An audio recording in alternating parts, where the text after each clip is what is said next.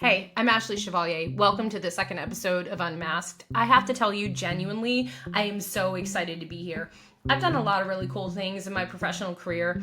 I remember the first time I got published, I was studying PR abroad in London and wrote a piece on the Obama inauguration and various perspectives overseas.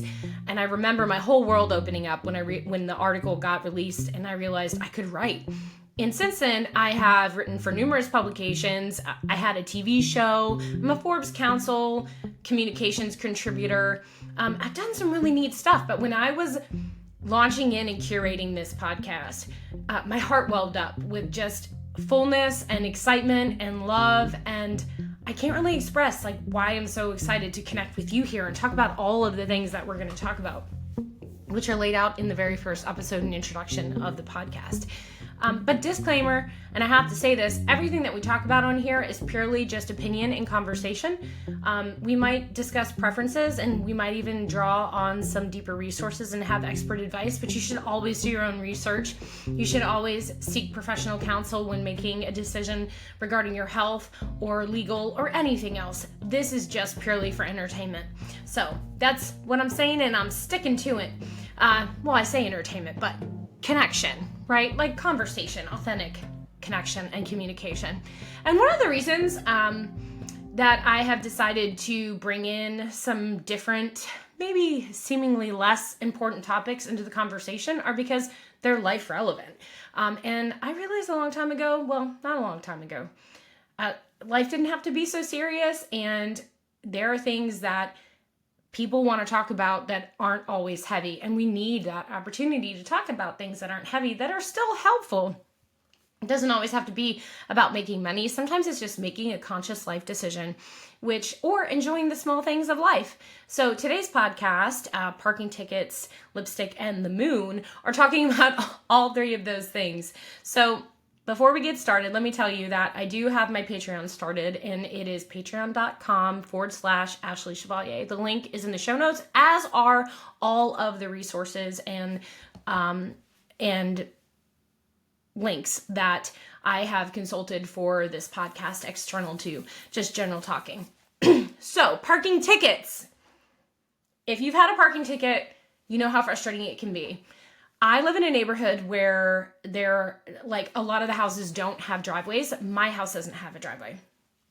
So I heard the street sweeper coming down the road, and I jumped out of bed and I was like, oh my gosh, did I get a ticket? I've already gotten 2 parking tickets. I've lived here for several years and didn't get a parking ticket until this past 6 or 8 months. And I was like, oh no. And I saw my car, I saw the street sweeper going, and I was like, I didn't get a ticket. Phew. But I was on the right side of the road, it turns out. Well, I go to move my car really quickly, and I park on the wrong side of the road on a cross street. So it didn't do me any good. It actually put me in the way of a ticket. I went inside for 10 minutes, came back out, didn't realize I had a ticket till I was coming back from getting my coffee, which is overpriced, right? To be honest with you, this same cup of coffee costs almost $1 more than it does 2 counties over. But I make that choice. I love this coffee, been buying it forever. But as I'm driving, the lid wouldn't stay on, and then it spilled my entire cup holder, and then I see the parking ticket. And it reminds me of when I've been on tour in DC or tried to do a gig in DC, and I have to pay $25 to $35 for a couple of hours to park, or I have to walk blocks and blocks and blocks for a metered space. And I get it. Parking in space is a commodity, but the tickets are crazy. The one ticket I got in DC, my daughter was little. She had to be 2. So a decade ago, it was $50. And I didn't realize that I was parking in the wrong place. I don't know what my option would have been. And at that time, I'm pretty sure that I couldn't have afforded a $25 ticket, place to park just for a couple of hours. So again, getting the ticket here this morning, it's just so frustrating. So tell me your craziest parking ticket story, and maybe I'll be able to recount one of those in an upcoming podcast, because I feel like they are the bane of my existence right now. Yeah, I tell you what. So, but focusing on something cool, the moon. So Friday, March 14th, 2025, there is a blood moon and full lunar eclipse in the Northern Hemisphere, which you'll be able to see, provided that you don't have cloud cover. I think that's really neat. I had worked with a space startup in their media and PR, ran that up and built a site called nebulamedia.space, and we covered a lot of the moon things. That has shifted now, but it did spark this interest for me to have to follow the moon. And if you were paying attention last year, maybe you saw the strawberry moon. I have seen some really great pictures, and I saw the strawberry moon, and it really was pretty to see the sunset and the strawberry moon across the eastern Atlantic Ocean. So the other thing is this month you can see several planets at the same time, including Mercury, Venus, Mars, and Jupiter at different parts. It does have to do with like the time of day that you're looking at it, early morning or, in the evening sky. But you can be on the lookout for where you live in particular. I found this at starwalk.space, I believe. Let's make sure we've got that. Starwalk.space, that is correct. And that's a great little site that gives you these updates. So you can, and they do the Northern and the Southern Hemisphere. So I highly recommend, like, if you like to follow the sky, moons, planets, or whatever, take a look. As far as music is concerned, a quick update there. I have a full-length album that is now getting mixed down. It's 18 tracks from over a decade. Some songs are recuts, and some are new little interludes, and some have been, honestly, this album has been recorded in 4 or 5 different studios, and I'll talk more about that over time.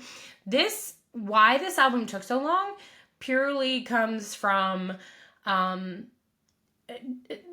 life circumstances, and I'll talk more about that later, but it's finally here, and I'm so excited. But alongside this, I've had the opportunity to start recording an acoustic album that takes tracks from this album, my very first album, and new songs. So this is going to be kind of cool because I have basically 2 full lengths coming out at the same time, over time, dripping. So stay on the lookout for that. Also, if you didn't hear it yet and you didn't know, Jason Isbell just released his latest album, Foxes in the Snow, on Friday, March 7th. And I love this album. I sat down with my fiance and at dusk, and we just listened to the whole album. And the songwriting is impeccable. It always is with him, but this is probably my favorite album of his since Southeastern, which is kind of a great little bookend to how he shares his life story. And I am bringing on Johnny Terrell from Soul Haven Studios to talk about this and his writing a little more in depth in future episodes. So stay tuned for that. Let me know in the comments your favorite album that has come out so I can take a listen, because I love finding new music. I can stem on new music, so I'll listen to the same track over and over again. It's how I got hooked on the Future Birds. If you haven't heard them, check them out. So next, the last part of what I really want to talk about today is lipstick. Why? I love lipstick. I wear a lot of this Stila brand for performing. I don't know if anybody else does. It says it's made in Italy. I really like the way that it sits. And, I was drinking coffee, but it feels really good on my lips. And I know this is a different color. I've been criticized for different lip color that I've worn. What woman hasn't been? So then I was thinking a little bit more about what goes into our lipstick and what kind of lipstick should we be wearing and what makes lipstick and why do we wear lipstick and what is the history of lipstick? And if you love lipstick, then let's talk really quickly about it. I will tell you that I don't wear a whole lot of makeup, but lipstick is one of my go-tos. I just love it. I think it's a lot of fun. So, and other days I just won't wear any makeup at all. Also me. And I'm going to invite you right now to let me know your favorite kind of lipstick. What I didn't know, and it's kind of been on the cusp of conversation, are all the chemicals that are currently in lipstick that are toxic and carcinogenic. So that kind of made me rethink the brands I'm going to be using and what's actually in them. I was reading about the history though, so let's start there. You can check out a whole bunch of videos on YouTube on how it's made, but actually putting on the whole history of lipstick is not as cohesive of a narrative when I did my searching. But there's a great article on National Geographic about it. And I did look up a lot more. And again, I'll link all of this in the show notes so that you have it. But it's become something I'm conscious of because sometimes it's hard to make an overhaul with your makeup or anything that you're doing. Like, I use paraben-free, as much chemical-free cleaning products as I can in my house, and also in my shower. That's like for personal care, but that's just me and my choices, both environmentally and for my health. A lot of the toxins in those things are linked to cancers and hormonal disruption and things like that. But that conversation is for a different day. So let's talk about some quick facts on lipstick. Red lip coloring goes back to 3500 BC, and it was used by royalty to stain their lips, and it was a status statement, right? It was usually made with like bugs and berries and all kinds of weird things. It says ancient Egyptian aristocrats used red ochre mixed with resin. That must have been a pretty heavy like lip lacquer there. Some of them like used a different kind of blend, like Queen Cleopatra preferred carmine, a deep red pigment extracted from cochineal bugs. Ugh. In ancient Greece, red lips were associated with sex workers, and Greek sex workers used ingredients like mulberries, seaweed, sheep sweat, and crocodile excrement to make this lipstick. Crocodile excrement. What about that? Like, was it oily? I don't know. So again, Roman Empire, vibrant lip colors indicated higher status, and then lower class Romans used red wine sediment for their lip color, which was probably a little grainy. Have you ever had like the grainy lipstick? Anyway, medieval to Renaissance period, the Crusades reintroduced it in Western Europe, but Christians considered it to be against their teachings and pinging on like the natural beauty that God gave us. That's a different conversation. In England, it came to be thought that it would repel evil spirits. So Queen Elizabeth did wear a custom color that was made of cochineal, gum, egg whites, and fig milk. Now, I don't know how the fig milk would work and the egg whites, and I wonder if they dried that and everything, but it's just super interesting, right? And then after her, with King James, it became something that was associated with witchcraft. Repelling evil spirits, now it's associated with witchcraft. And more relevant to our era, we have the red lipstick symbolized the fight for women's rights during the suffragist movement. That's super cool. I think it still maintains that symbol. You know, there's some controversy about, quote, whether men like a lipstick on women, whether they like natural colors or bright colors. So the fact that lipstick has been a statement for women in status, or that they would be using it to highlight, their strength or a movement towards empowerment, kind of makes sense to me. And then in World War II, red lipstick symbolized patriotic femininity and resilience. Remember the Rosie the Riveter? It's interesting because red was a big color then. Anyway, a lot of famous actresses we know wear red lipstick. Taylor Swift wears a lot of red lipstick. I know I've worn a lot of red lipstick. I am by no means comparing myself to Taylor Swift, being very clear there. But anyway, so what kind of lipstick should we be wearing though, right? So I was wearing this like Stila brand, which I really like, but I don't know a whole lot about the ingredients. I just knew it was long lasting. It's made in Italy and I like to wear it. I don't wear it every day, but anyway, there are toxins that have been found that are carcinogenic in lipstick, and that includes like formaldehyde is leading, the parabens and lead. Some have mercury. So I looked up quite a few articles actually about like what the most toxic ingredients are for lipstick, and other cosmetics have similarities, but we're just focusing on lipstick. So the Environmental Working Group out of DC did a really well-researched, sourced paper. Harvard is in there. A lot of studies are in there talking about the leading issues with lipstick, and formaldehyde is right at the top of that because it's directly related to cancer. And of course, we don't want to take in mercury or lead. And I will drop that link in the show notes so that you can read the article for yourself. And I followed a couple of the other like links in the report just to make sure that it was all checking out. And it was. Looked up again. I went in and I was like, okay, let me now find products that are not toxic that I could use.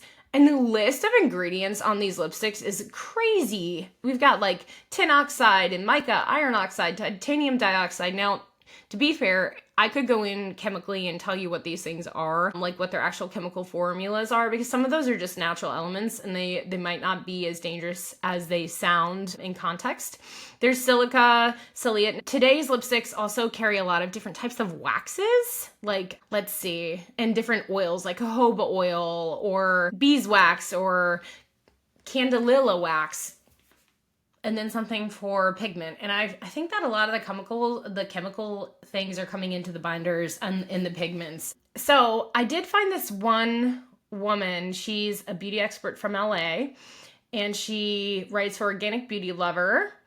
And she has the best non-toxic lipsticks, and her reviews of lipsticks also, which I will put in the show notes. Almost all of these are 100% natural, and they don't have a whole lot of junk in them. She kind of highlights what parabens are, what kind of fragrance is being used, if it's a hormone disruptor, mineral, like the microplastics, like polyethylene and polypropylene that some lipstick brands use. So she kind of gives a detail there. One that she highlights, Westman Atelier Lip Suede Matte Lipstick. It's not 100% natural. She tells you what that is, but the quality of the ingredients is way better than like what you might find in your local drugstore, department store lipstick, and I won't say any of those. It's got peptides, hyaluronic acid, meadowfoam extract, vitamin C, and vitamin E. Here's a 100% natural option. The 100% pure fruit pigmented lipstick. Never tried it.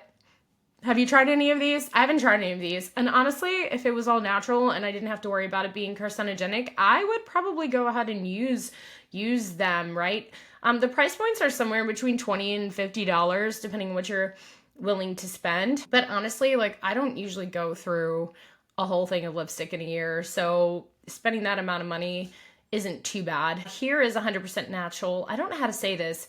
It's Kjaer, Kjaer, or Weiss lipstick, and it is drier, castor seed oil, olive fruit oil, and shea butter. Looks like something I might want to try. I do like a drier lipstick. Anyway, some of these others are good. Mineral Fusion lipstick. It's a budget friendly. It's not 100% natural, but hey, these ingredients are looking a lot better than some of the others. And now you're hearing my Malinois in the background, because guess what? She's a Malinois. Anyway, I think it's kind of like, can we get a full 100% all natural lipstick? It doesn't, I mean, what defines natural?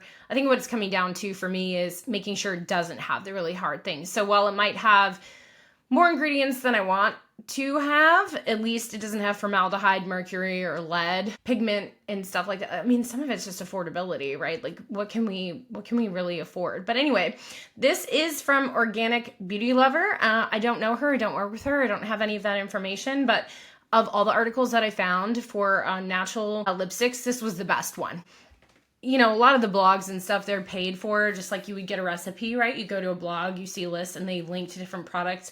The products are broken, or they're not super informative because they're just placed for link backs. This is my marketing insight here. So I tend to distrust those. This one doesn't really have that. It's clear. It does have shop links, and that's fine. You know, like this is the model, but it's informative. So anyway, let me know if you have tried any of these makeups, lipsticks, and which ones you prefer. I run into the issue when I'm performing, it wearing off or smearing on my face because I'm singing on the microphone. I had that happen once and then took a picture with a friend of mine, and like I looked like Ronald McDonald around my face. Not kidding. Not a good look. And then I said to him later, I was like, Ron, why didn't you tell me that I looked like Ronald McDonald? And he was like, self-correcting exercise basically, but he's like, I thought you knew. I was like, well, thank God I looked at it before I published that anywhere. So I've become like pretty, a little more savvy. I wouldn't say I'm savvy about makeup at all, but more savvy about lipstick. So let me know what you recommend. And I mean, I'm really serious about this, and I'll go buy it and I'll try it out and we can talk about it So yeah, because we don't need more chemicals in our lives, right? We just want lipstick that works, that's clean, from a company that we can trust, like cruelty free and all of that. Anyway, so that's this episode of Unmasked, where we're talking about parking tickets, the moon, which I'm totally gonna be checking that out. I'm on tour this week, so I will have to scoot out and check out the moon on Friday night. And then we talked a little bit about all these lipsticks and organic options. I will put all of the links in the show notes again. Remember, you need to do your own research. But I would like to close with a verse. Give justice to the weak and the fatherless. Maintain the right of the afflicted and the destitute.